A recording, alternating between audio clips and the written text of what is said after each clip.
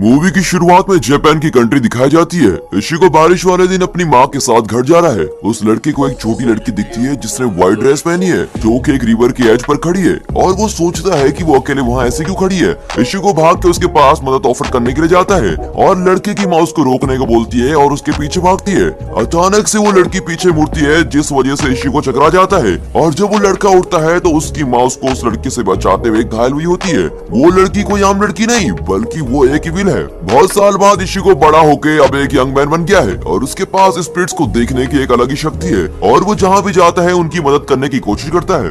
वो उस रात स्कूल के बाद घर जाता है और नोटिस करता है कि एक अजीब लड़की भी उस रूम में है। अब पता चलता है कि वो लड़की सोल रिपर है जिसका नाम रूकिया है और इशिको उसकी प्रेजेंस महसूस कर सकता है। जिसके बाद रूकिया भी ये देखकर सरप्राइज हो जाती है कि उसको कैसे कोई इंसान देख सकता है। फिर वो सोल रिपर पास में एक इविल स्पिरिट महसूस करती है तो उनकी बातें इंटरप्ट हो जाती हैं, जिसकी वजह से इशिको अपनी फैमिली के पास नीचे भागता है और देखता है कि उसकी बहन एक डरावनी आवाज सुनने के बाद एक कॉर्नर में छुपी हुई है। अचानक से इशिको की नजरों के सामने एक एक्सप्लोजन दीवार को तोड़ देती है और एक जायंट हाथ उस लड़की को पकड़कर दूर लेके जाता है। इशिको जल्दी अपनी बहन को बचाने के लिए बाहर भागता है पर उससे एक बहुत ही बड़ा मॉन्स्टर दिखाई देता है जो उसके सामने बिल्कुल खड़ा है। इशिको ऐसे नॉकआउट हो जाता है जैसे वो कुछ ना हो, लेकिन तभी रूकिया अपनी स्वॉर्ड लेकर उस क्रिएचर को सबक सिखाने आती है, जिसके कारण वो मॉन्स्टर उस लड़की को छोड़ देता है और वो सीधे इशिको के ऊपर गिर जाती है। रूकिया समझती है कि ये मॉन्स्टर एक इविल स्पिरिट है जिसका नाम होलो है और ये इशिको की अनयूजुअल हाई स्पिरिचुअल पावर की वजह से अट्रैक्ट हुआ है। इससे पहले कि उनकी बातें खत्म होती, क्रिएचर अपने हेड को लॉन्च करके रूकिया पे अटैक करता है और वो मॉन्स्टर को ब्लॉक करके और बिल्कुल सही समय पे उसको नॉकआउट कर देती है। वो अपने खुद के अटैक्स को लॉन्च करने की कोशिश करती है पर बहुत जल्दी होलो द्वारा कैप्चर हो जाती है क्योंकि वो अपने मुंह से काफी एनर्जी निकालता है। लकीली रूकिया अपने स्पेल का इस्तेमाल करके खुद को रिलीज कर लेती है और हवा में उड़ते हुए वो मॉन्स्टर को नॉकआउट कर देती है और फिर वो गाड़ी के ऊपर गिर जाती है। इशिको सोल रिपर की तरफ भागता है और उसको एहसास होता है कि वो लड़ाई से बुरी तरह जख्मी हुई है। रूकिया इशिको को बताती है कि उसको अपने डेथ गॉड्स की पावर उसको स्टैप करके इशिको को ट्रांसफर करनी है ताकि वो मॉन्स्टर से लड़ सके और उनके सोल्स को बचा सके। तभी दिखाते हैं कि क्रिएचर ने उन अटैक से बहुत जल्दी रिकवरी कर ली है। इशिको के पास उसके ऑफर एक्सेप्ट करने के सिवा और कोई ऑप्शन नहीं होता और तभी वो अपनी सोर्ड उसको स्टैप कर देती है। होलो अटैक करने के लिए आगे आता है पर एक शैडो उस मॉन्स्टर को स्लैश करती है और जायंट के पास ही लैंड होती है। फिर पता चलता है कि इशिको ने सक्सेसफुली सोल रिपर की पावर पा ली है और वो एक स्ट्राइक में ही स्प्लिट की आर्म काट लेता है। मॉन्स्टर गुस्से में अटैक करने आता है पर इशिको होलो के ठीक बीच से स्लैश करता है, जिस वजह से क्रिएचर हाफ में स्प्लिट हो जाता है और वो इंसानी दुनिया से बिल्कुल गायब ही हो जाता है। इशिको अगले दिन उठता है और सोचता है कि ये सब तो एक ड्रीम था, पर उसे बहुत जल्दी रियलिटी का एहसास होता है जब वो दीवार पर एक बहुत बड़े होल को देखता है। सरप्राइजिंगली उसकी फैमिली मेंबर पिछली रात की सारी मेमोरी खो चुके थे और वो सोचते हैं कि एक ट्रक वहाँ घुस गया होगा। फिर इशिको रोज की तरह स्कूल जाता है पर क्लासरूम में अपने दोस्तों को देखने के बाद वहाँ रूकिया आती है और रूकिया को एक स्टूडेंट की तरह एक्टिंग करते देख वो तो बिल्कुल शॉक ही हो जाता है। वो इशिको को पकड़ के बोलती है कि वो एक शब्द न बोले और धमकाती है कि ऐसा करने पर वो उसको मार देगी। रूकिया उसे समझाती है कि वो वापस अपने डायमेंशन में नहीं जा पा रही है, जिसे सोल सोसाइटी के नाम से जाना जाता है, क्योंकि गलती से उसने अपनी सारी पावर इशिको को दे दी है। उसे वो पावर अब वापस लेनी है, नहीं तो वो किसी होलो से लड़ नहीं पाएगी और हमेशा के लिए यहाँ ट्रैप हो जाएगी। रूकिया एक स्पेशल ग्लव पहनती है और इशिको की तरफ भागती है और उसके सोल को धक्का मार के उसकी बॉडी से बाहर निकाल देती है। इशिको को जायंट स्वॉर्ड पकड़ाती है और बोलती है कि वो उसको उसकी बॉडी में स्टैप करे ताकि वो अपनी सारी पावर उसमें फिर से रिलीज कर दे। बदकिस्मती से ये रिचुअल काम नहीं करता क्योंकि अभी इशिको का एनर्जी लेवल बहुत ही कमजोर है। अब पावर को रिस्टोर करने का सिर्फ एक ही रास्ता है और वो है इशिको को ट्रेनिंग देके स्ट्रॉन्ग बनाने का, नहीं तो उसकी बॉडी इस प्रोसेस में सर्वाइव नहीं कर पाएगी। इशिको को ये आइडिया बिल्कुल पसंद नहीं आता क्योंकि वो बस अपनी नॉर्मल लाइफ में वापस जाना चाहता है। उसी दिन बाद में वो अपने घर वापस आता है और उसे पता चलता है कि रूकिया उसकी अलमारी में छुपी हुई है क्योंकि उसके पास रहने की तो कोई जगह है ही नहीं। इशिको उसे तभी वहाँ से निकलने को बोलता है पर वो इनकार कर देती है और इशिको को अपनी किस्मत को एक्सेप्ट करने को बोलती है। तभी इनकी आवाज को सुनकर इशिको के फादर वहाँ आते हैं। उनको अपने बेटे पर शक होता है और वो अलमारी का दरवाजा खोलते हैं पर वहाँ अंदर खाली होता है। फादर इशिको को बोलते हैं कि किसी भी लड़की को घर में मत लाना वरना इसका अंजाम बहुत बुरा होगा और वार्निंग देके चले जाते हैं। अगले दिन रूकिया इशिको को ट्रेन करना शुरू करती है पर वो मुश्किल से कर पाता है क्योंकि उसमें कोई मोटिवेशन नहीं होती। वो इशिको को एक वुडन सोर्ड देके उसे केंडो की आर्ट सिखाना शुरू करती है पर वो एक भी हिट नहीं कर पाता क्योंकि वो वेपन को पागलों की तरह चला रहा था। उसी समय एक दूसरा सोल रिपर जिसका नाम रेंजी है वो अपने कैप्टन बेयाकुया को इन्फॉर्म करता है कि वो रूकिया को ट्रैक नहीं कर पा रहे क्योंकि उसकी स्पिरिचुअल एनर्जी वैनिश हो गई है और ये सजेस्ट करता लगता है कि उसने अपने पावर्स किसी को दे दी है। कैप्टन रेंजी को ऑर्डर देते हैं कि उसका ठिकाने का पता करें, क्योंकि अपनी पावर किसी इंसान को देना ऑफेंस है और इसकी सजा सिर्फ मौत है। रात में इशिगो स्कूल से घर जा रहा होता है, तभी वो पीछे नोटिस करता है कि उसके पीछे कोई आ रहा है। वो उस सोल रीपर को सामने आने को बोलता है और रेंजी सरप्राइज हो जाता है कि एक इंसान उसे सच में देख पा रहा है। रेंजी उसे डिमांड करता है कि वो उसे रुकिया का ठिकाना बताए, पर इशिगो ऐसा नाटक करता है जैसे कि वो उसके बारे में जानता ही नहीं। लेकिन फिर उसे एहसास होता है कि उसकी दोस्त मुसीबत में है और वो उसको बताने की कोशिश करता है।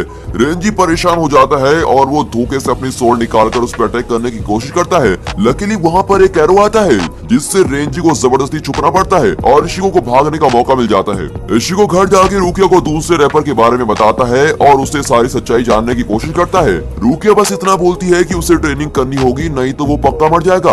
अगले दिन एक चश्मे वाले आदमी जिसका नाम इशिदा है इशिगो के पास आता है और ऐसा लगता है कि उसे उसकी सोल रिपर पावर का पता है। वो आदमी रिवील करता है कि उसके पास भी इशिगो की तरह यूनिक पावर है, क्योंकि वो एक क्विंसी नाम के ट्राइब से है जो ज्यादातर सोल रिपर द्वारा खत्म कर दी गए हैं। इशिदा उसे अपनी एबिलिटीज दिखाता है।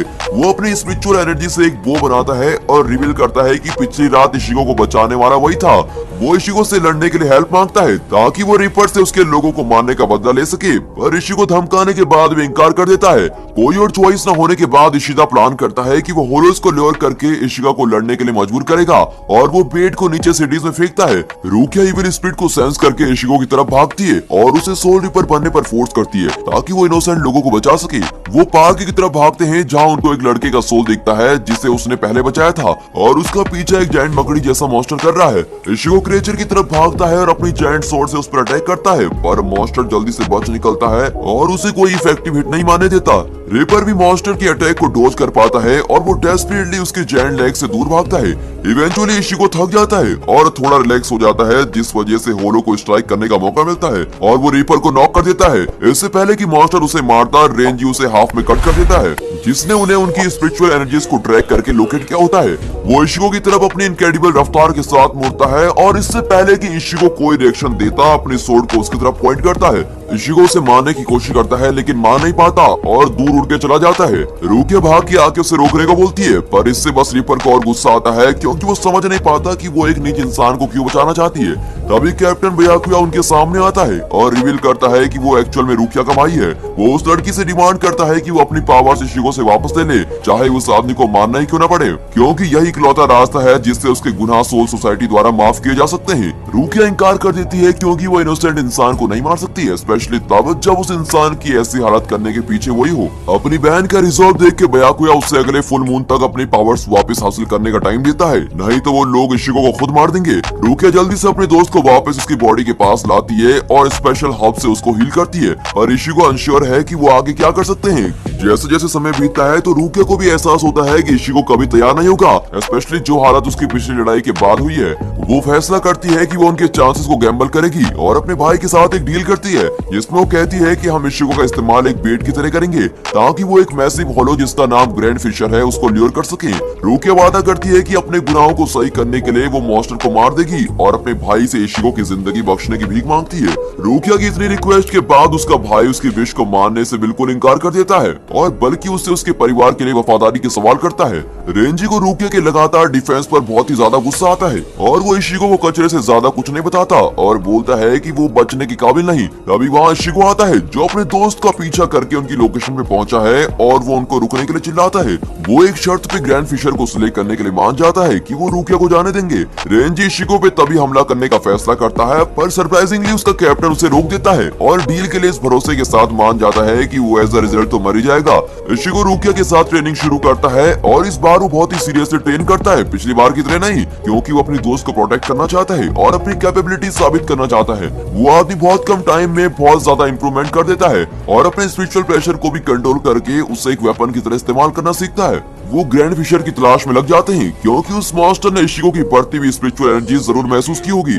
वो दोनों स्ट्रेल का पीछा करके जायंट मॉन्स्टर को देखने पहुंचते हैं जो इवेंचुअली बदल के उस छोटी लड़की में तब्दील हो जाता है जिसने इशिगो की माँ की हत्या की, जिसका मतलब कि वो दोनों एक ही क्रिएचर हैं। इशिगो सोल रिपर में ट्रांसफॉर्म हो जाता है और होलो पे अटैक करता है और उसके टेंटिकल्स को बहुत गुस्से में अपने स्वॉर्ड से काटता है। वो आगे लीप करके मॉन्स्टर के थिक सेंटर में स्टैब करता है पर जल्दी नोटिस करता है कि उसकी माँ है जिसको उस अटैक से डैमेज हुआ है, क्योंकि वही औरत उसके सामने दिखाई देती है। इशिगो की गिल्ड को मॉन्स्टर इल्यूजन बनाता है और वो रूकिया की बदौलत बस कुछ ही टाइम में मॉन्स्टर के अटैक से बचता है। फाइनली हॉलो अपनी असली फॉर्म में तब्दील हो जाता है, जो कि एक जायंट बीस्ट को रिजेंबल करती है, जिसे देख के इशिगो को बहुत गुस्सा आता है और वो अपनी माँ का बदला लेने के लिए भागता है। वो दोनों शहर में पहुंचते हैं और मॉन्स्टर सोल रीपर का पीछा करते हुए बहुत ज्यादा डैमेज करता हुआ आ रहा है। अब सोल रीपर डेस्परेटली मॉन्स्टर को अवॉइड करने की कोशिश करता है, पर उसके टेंटिकल्स को अवॉइड करना बहुत ही मुश्किल है, जिस वजह से इशिगो लगातार अपनी जान बचाने के लिए डिफेंड करता है। होलो इवेंचुअली अपने पंजों के साथ इशिगो को पकड़ता है और रीपर को अपने वजन के नीचे कुचलने की कोशिश करता है,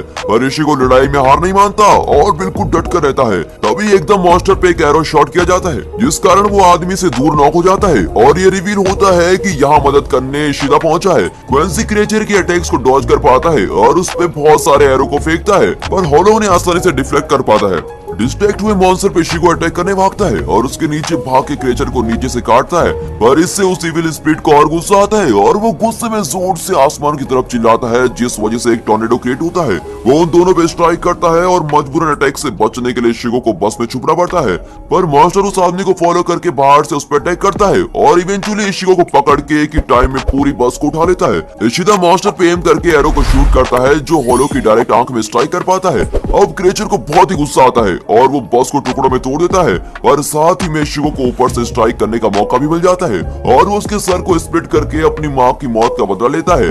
होलो चिल्लाता है जैसे ही वो नीचे जमीन पे गिरता है और जल्दी गायब हो जाता है। रूकी अपने दोस्त की तरफ भागती है, ये कंफर्म करने के लिए कि वो एकदम सही सलामत है कि नहीं। तभी इशिगो उसकी ओर स्माइल करता है, पर इससे पहले कि वो सेलिब्रेट करते इशिदा की पीठ में रेंजी स्टैप कर देता है और यहाँ उनकी पुरानी डील के बावजूद भी इशिगो को खत्म करने आया है। बयाकुया लड़की को आखिरी मौका देता है खुद को रिडीम करने का और उसे इशिगो को मारने का ऑर्डर देता है और ये स्टेट करता है कि सोल रिपर को कभी इंसानों से दोस्ती नहीं करनी चाहिए। उसका भाई उसको बहुत कन्विंस करने की कोशिश करता है, पर रूकी अपने दोस्त पे गिव अप नहीं कर पाती, जिसकी वजह से कैप्टन रेंजी को उन दोनों को खत्म करने का ऑर्डर देते हैं। सोल रिपर इशिगो को मारने की नियत से उस पे हमला बोलता है, जिस वजह से मजबूरन उसको खुद को और रूकिया को एक टाइम पे डिफेंड करना पड़ता है।